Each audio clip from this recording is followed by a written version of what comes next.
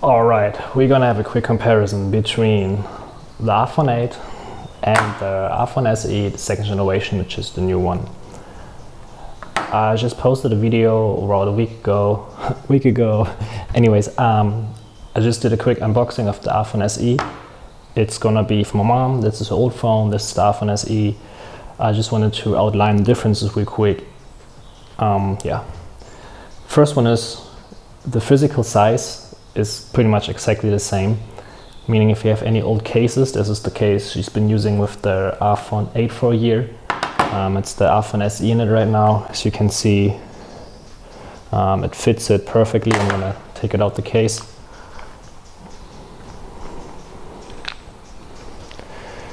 And you can always keep money in the case. So that's the difference of the phones. They look pretty much identical. What I didn't realize last time is the Apple logo. This is the iPhone 8. This is the iPhone SE second gen. I'm just gonna call it SE from now on. The Apple logo here is in the center, pretty much in the center. And they removed this iPhone and designed by Apple in California. They did keep their CE and the trash can. Don't throw it in the trash symbol. It seems like it's a little bit less present. And of course it's a fingerprint magnet. It's both a fingerprint magnet, obviously. But elsewise, the camera looks pretty much the same. You have the same flash. The new iPhone SE is a bit darker on the back, whereas the other one is a bit more gray.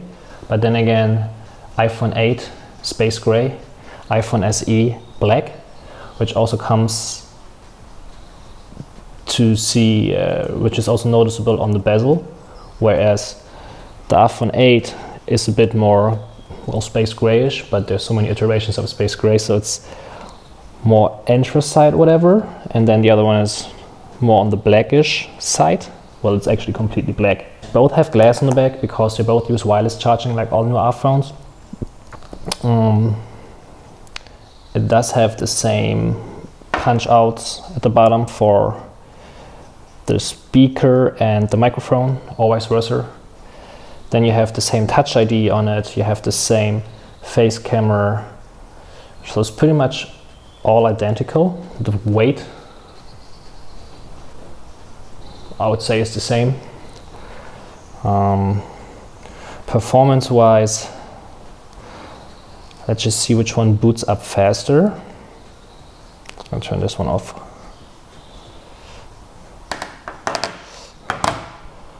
So I'm gonna have both iPhones turned off right now. Power them both on now.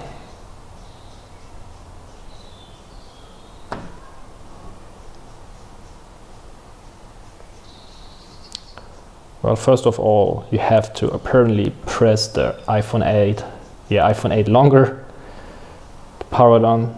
So we're just gonna do this again in a second. Okay, let's try this again. Both phones are turned off. I'll try to turn them on at the same time. Just gonna lift them up. This is harder than it looks like. So this one is running, this is running. All right, now we got it. Don't mind it's not the cracked glass, it's the glass protector.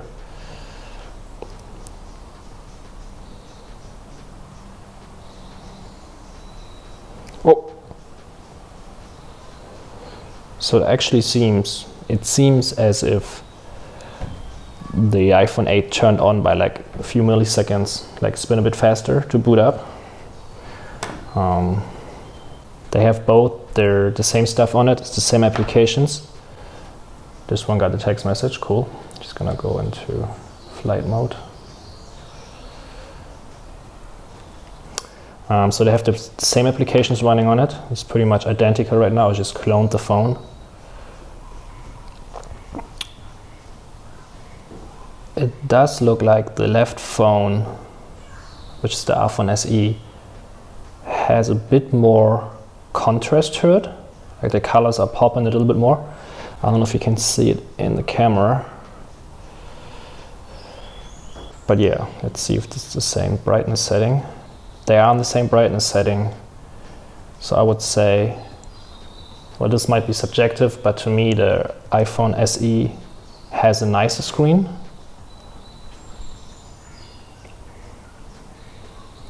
crispiness, sharpness, whatever you want to call it, is pretty much the same, but the colors are popping more on the iPhone SE. Just scrolling around, I don't see any speed difference, like at least not that is noticeable to me. Let's make sure all apps are closed. All right, we're just gonna open something up. I know you probably can't see it right now because of reflections, but it's the Bose Sound Touch app. Just gonna open it up, which is faster. Keep in mind, iPhone SE, iPhone 8. Bam! iPhone SE was faster, for sure. Oh, there's an update, never mind. Okay, let's do this again with Google Translate. iPhone SE, iPhone 8, go. Okay, iPhone SE wins again. Let's open up the weather app. I would say pretty much the same. Just close it out again. See, try this again. Again, this is not scientific, this is just me trying my best to... Bam! Ah, you have to actually press it. Bam! Okay, for the weather app, I don't see any difference. If you go to the clock app, same stuff. Contacts, same stuff. Music app, hold up. Okay, let's try another third-party app, eBay. Okay, iPhone SE. So just opening up those 4 or 5 apps, my quick conclusion is when you have built-in iOS apps, there's almost no speed difference at all, at least not noticeable, especially if you don't have them side by side. I think you would never notice. If you open up third-party apps like the Bose app, whatever, Google Translate, there was a noticeable difference for the iPhone SE. But then again, it's only noticeable if you have them next to each other. If you have only one at the time, which is the usual case, I don't think you would notice much of a speed improvement. Yeah. Of course, there's some more technical things where you can go in the processor, which is faster, but I'm trying to keep this for the everyday user who might not be much into, you know, my phone has this, has faster Wi-Fi, whatever. Like I said, this is the phone for my mom. So I say for mom / beginner iPhone, as I mentioned before. And we can check out the camera, which opens the same.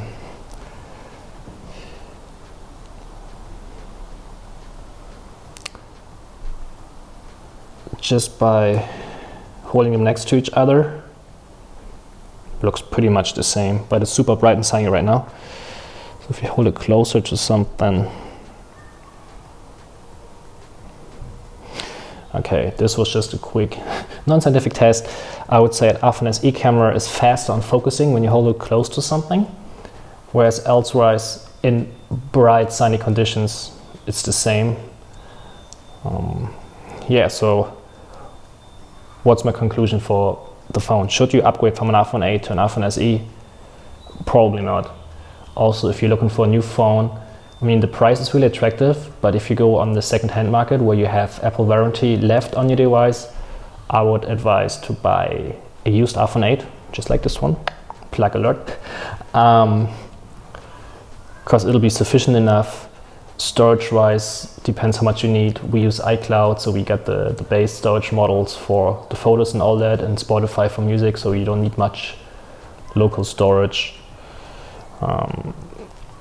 Overall, I don't know about the battery life, because I haven't tried to kill them both, but it does last my mom all day, and she's actually using a phone for calling. So I guess either way, you're gonna be fine.